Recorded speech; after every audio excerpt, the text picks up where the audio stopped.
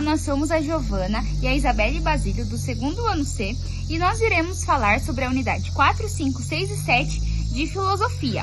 O nosso trabalho tem como objetivo apresentar e relacionar as diferentes perspectivas filosóficas sobre poder, sexualidade, patriarcalismo, raça, etnia, filosofia africana e afro-brasileira, mostrando como esses temas se interligam e nos ajudam a compreender a sociedade atual. Essas ideias não são apenas conceitos teóricos, elas falam sobre como o poder se manifesta nas nossas vidas, nas instituições, nos corpos e nas identidades. E com isso, irei iniciar o primeiro tópico, que é sobre teoria do poder e as estruturas sociais. O poder é uma das ideias mais complexas da filosofia, porque ele está em todo lugar, na política, na economia, na escola, na família e até na linguagem. Mas o que realmente é poder? E como ele se mantém? Hannah Arendt, o poder nasce da ação coletiva. Para Hannah, o poder não é denominação. Ele nasce da ação coletiva, da capacidade que as pessoas têm de agir em conjunto, dialogar e decidir juntas. Por isso, o poder depende da pluralidade. Ele só existe quando há relações entre diferentes. Ela diferencia o poder dos outros conceitos, a força, a violência e a autoridade. Para Arendt, o poder é legítimo quando surge no consentimento e da participação. Ele se dissolve quando as pessoas deixam de agir juntas, exemplo, movimentos sociais, protestos pacíficos ou comunidades que se unem para transformar algo. São formas reais do poder arendtiano. Já para Foucault, ele revoluciona essa discussão. Ele diz que o poder não é uma coisa que alguém possui, mas uma rede de relações que circula entre as pessoas. Não existe um centro único de poder. Ele está espalhado em toda a sociedade, presente nos pequenos gestos, nas regras, nas escolas, nas normas médicas e até mesmo nas redes sociais. Foucault mostra que o poder produz saberes. Quem define o que é verdadeiro ou normal exerce o poder. Isso cria o que ele chama de poder disciplinar. É aquele que vigia, controla e normaliza os corpos. E o biopoder que age sobre populações inteiras, controlando a vida, a saúde e o comportamento coletivo. Hoje vemos isso, por exemplo, no uso de dados, nas políticas de segurança, nas normas de beleza e até na forma como a mídia molda as opiniões. Então, enquanto Arendt destaca o potencial libertador e democrático do poder, Foucault revela seu caráter invisível e controlador. As duas visões se complementam. O poder pode oprimir ou libertar, dependendo de como ele é exercido. Ele estrutura toda a vida social, do campo político ao íntimo.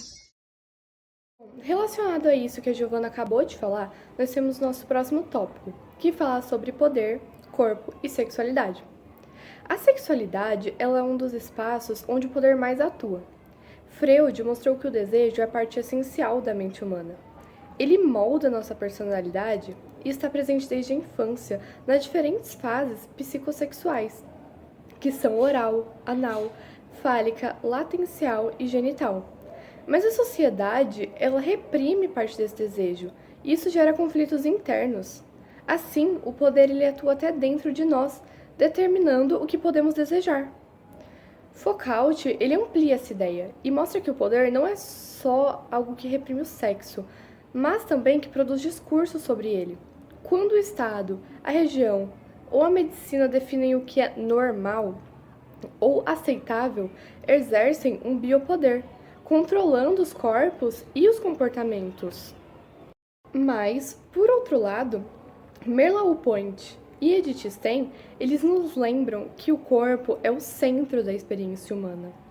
Para Merleau-Ponty, o corpo é a nossa forma de estar no mundo. A sexualidade é uma dimensão da existência, não apenas um instinto. Edith Stein destaca que o corpo também expressa o espiritual e o relacional, e que a experiência feminina não deve ser reduzida apenas a um papel biológico. Essas perspectivas mostram que o corpo e a sexualidade são campos de disputa e liberdade. O poder tenta normalizá-los, mas é através deles que também podemos afirmar nossa autonomia e identidade. E é justamente nesse ponto que a gente entra na discussão sobre o patriarcalismo, um sistema que historicamente tentou controlar o corpo e o desejo das mulheres. O patriarcalismo é um sistema que coloca o homem no centro do universo e subordina as mulheres, dizendo e determinando seus papéis, comportamentos e até o modo de se expressar. Ao longo da história, discursos religiosos e científicos tentaram naturalizar essa desigualdade, dizendo que a mulher era frágil ou feita para o lar. Mas como afirmou Simone de Beauvoir, ninguém nasce mulher, torna-se mulher.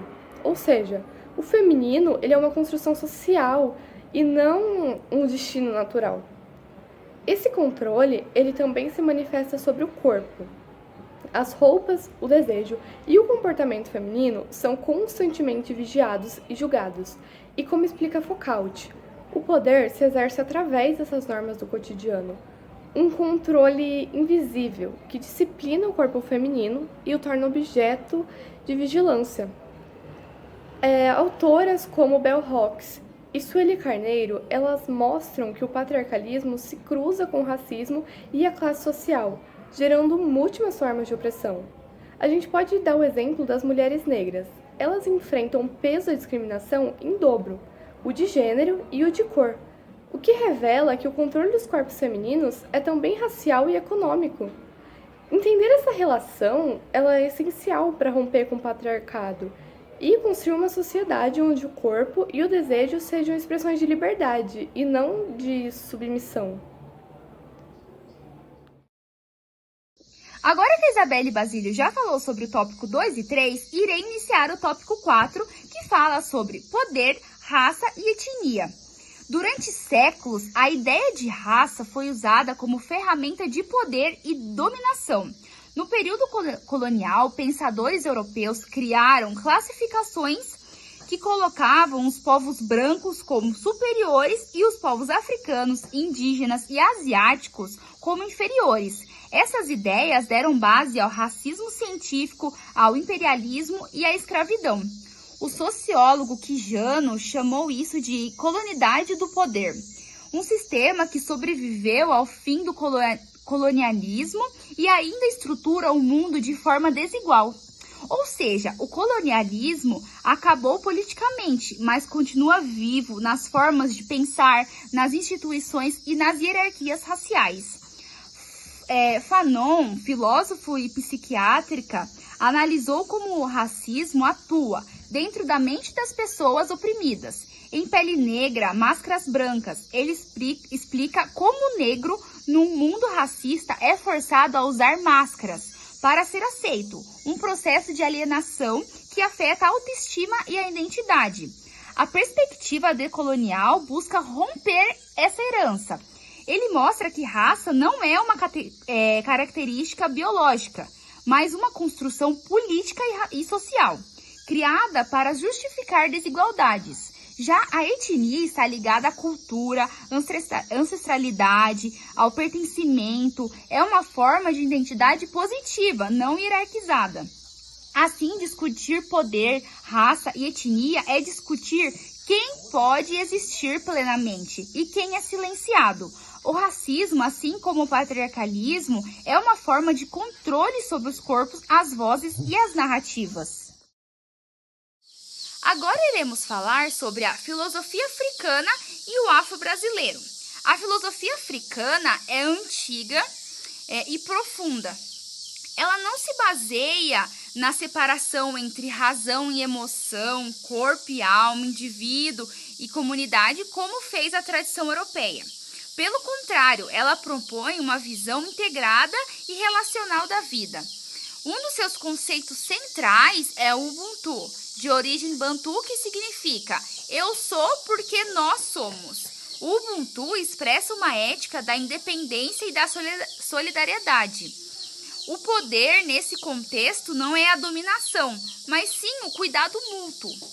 Ser humano é ser em relação e o bem individual só existe quando há o bem coletivo.